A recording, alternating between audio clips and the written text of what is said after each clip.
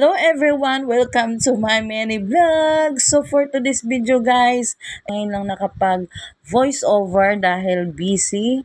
Laging busy, hindi na presidente.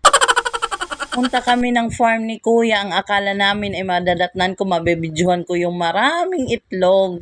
So ayan, hindi pa pala sila ng itlog guys dahil yung feeds na pinapakain sa kanila ay pa makakaproduce ng itlog, mga pinapalakas muna ang kanilang mga resistensya sa feeds na iyon. Dito na rin lang kami guys, nilulubos-lubos na namin ang aming pagpunta kasi malayo-layo din to sa amin.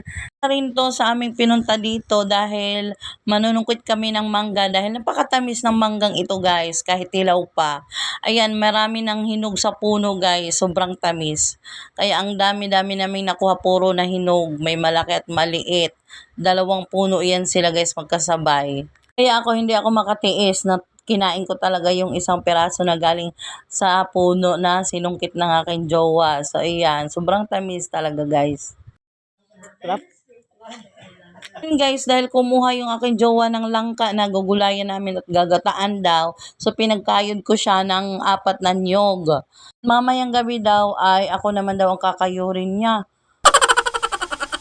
Palagay niya sa akin, niyog?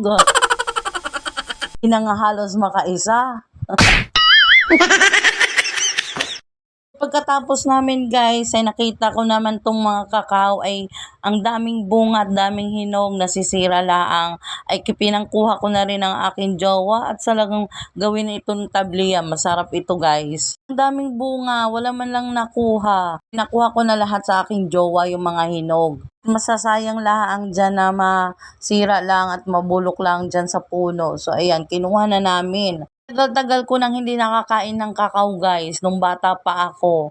So ito yung magagawin naming tabliya. Ito yung ginagawang cocoa powder, tapos yung ginagawang tabliya guys, yung ginagawang cocoa powder. Ulit-ulit, unlimited.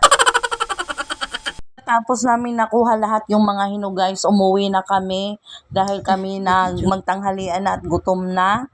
So ayan, nag-relax muna kami, nagpahinga muna kami. Pagkatapos nung hapon na ay niluto na ng aking jowa yung langka na sobrang sarap guys.